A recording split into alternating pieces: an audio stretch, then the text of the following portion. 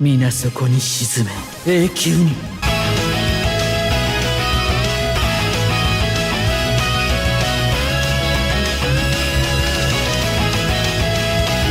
トルメンタルメンテスでメシエラ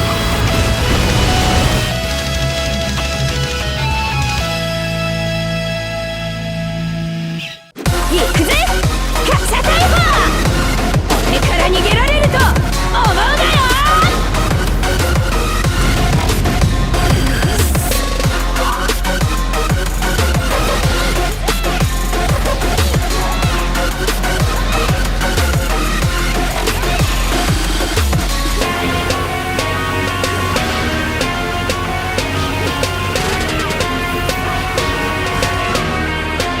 行くよロクスクリット大戦乱舞。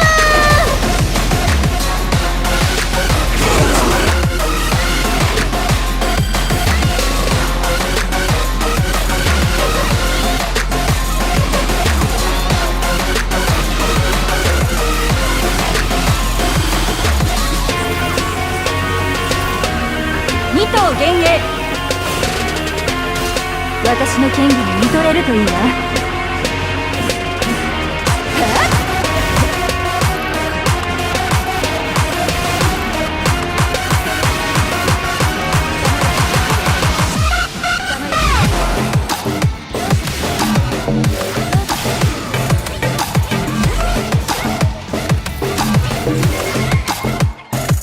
Alright, what is going on, guys? This is your boy the Death Smasher, and welcome back to another Bleach Brave Souls video. And today I am back again with another Should You Summon video, because tomorrow we are going to be getting the new Orient Society mid-month banner, which it's going to bait a lot of people into actually simping for the waifus and pretty much having people summon for the actual banner now. If it were me, I just really get the Orient Society pack since I'm kind of pay to play, if you guys know what I mean, but like, I'm not going to summon on this banner. For me, this banner is just an easy skip because, well, let's just go ahead and go over the actual banner characters themselves. So, yeah, Nelliel in a nutshell, she is basically Zombie Tosha with a Soul Reaper killer.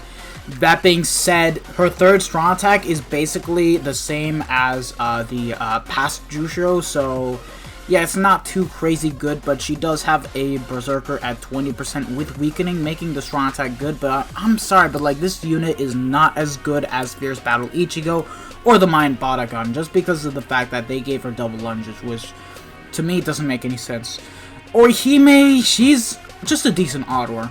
Like, if I'm being honest, she's just a decent Ottawa. Like, it's okay that they gave her Soul Reaper Killer and made her a flurry character that can boost and whatnot, but honestly speaking, for when it comes to using her in Guild Quests, she's basically Kiryu with status elements without heals.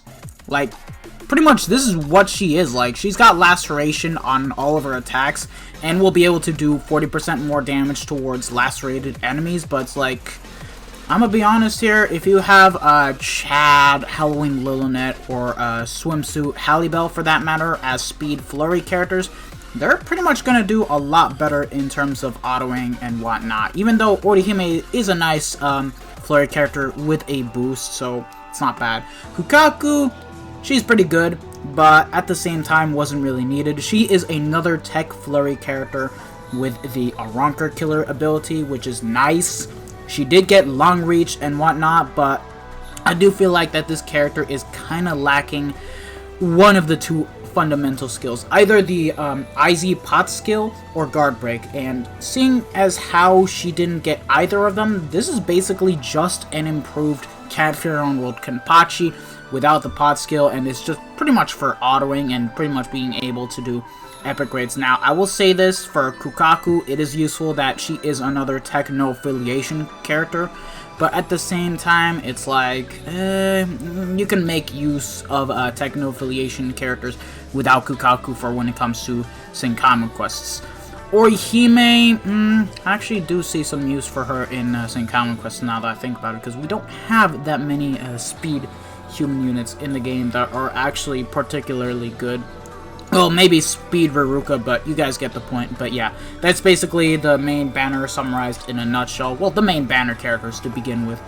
So, yeah, just to go over the actual stats and skills. She's got 798 SP with 355 focus, as well as strong attack recharge time minus 12%, bruiser 20%, berserker 20%, frenzy, devastation 40%, debilitator plus 5 seconds, increased status ailment chance against heart attribute soul reapers. Now I'm gonna give her the benefit of the doubt. She has an easier time inflicting weakening towards heart soul reapers.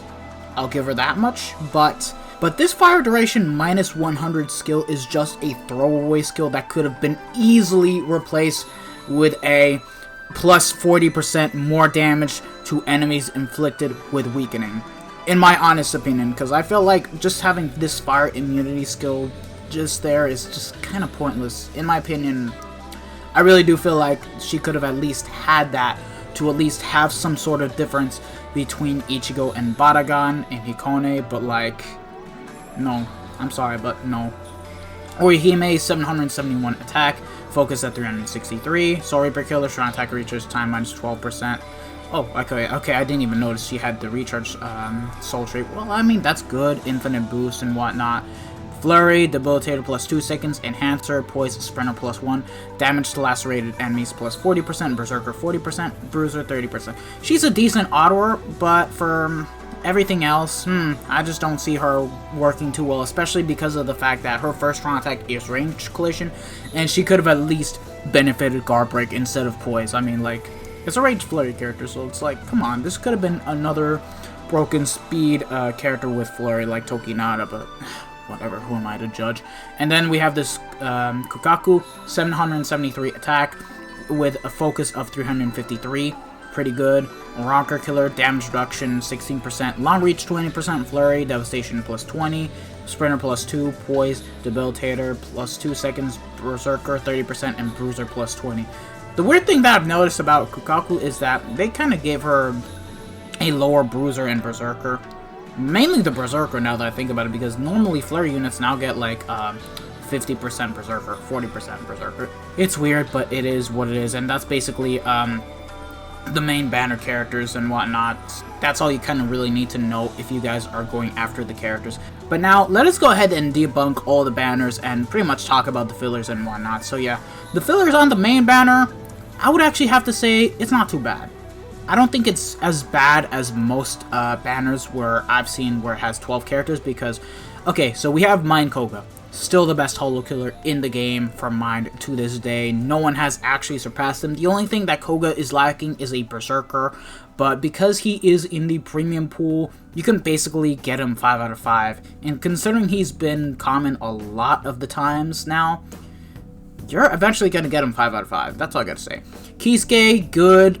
He is great for epic raids and for guild quests, so if you guys do get him 5 out of 5, it's actually pretty good. That being said, he does need dupes to actually be good to begin with. Weaken has fallen off from PvP, unfortunately, due to Jugram, but is still one of the best autoing power units in the game that actually have Flurry, Long Reach, and even has a surrounding vortex around him and has weakening on everything, so still a beast character for PvE regardless, and can still auto everything else just fine. Tesla, unfortunately, upon his release, he's pretty much fallen off, because like there's better tech Soul Reaper killers like Flies, and I'm sorry. Shad, still a monster in PvP. He can counter Jugram just fine if you have him 5 out of 5. Yukio, hey, like, he's trash. Like, he's just a nuker for guild quests and nothing more. But for when it comes to melee holo killers, you're better off using a different unit, because like he just has bombardment and no weakened defense. Like paralysis, okay, yeah, it's gonna be good for stopping enemies, but at the end of the day, it's like you're better off using another holo killer. Orihime, she's a good nuker for guild quests because unlike Yukio, she does at least have bombardment with weakened defense, and she does have a 40% bruiser with a full stamina damage link, so she can be somewhat useful, but because she doesn't have flurry, she's not too great for when it comes to dealing the best possible damage with her normal attacks and whatnot.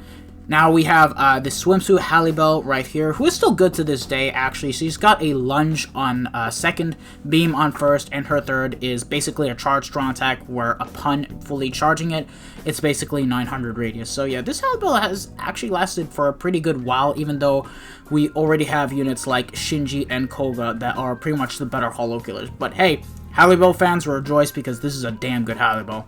And then we have the swimsuit Soifon right here, who is not that great. Like, she does have a vortex and whatnot on her second strong attack, but like, she's not too great. You're better off using 1000-year blower Soifon. This Soifon doesn't even have flurry, and she's pretty much a NAD character with no status elements. Like, you're not gonna be using her as much. Like, she's fallen off a lot, so yeah, that's basically the main banner, which isn't too bad. I'm gonna give K-Lab the benefit of the doubt for this banner, but honestly, because all three of the characters don't really add any significant value to the game, it's like, why summon?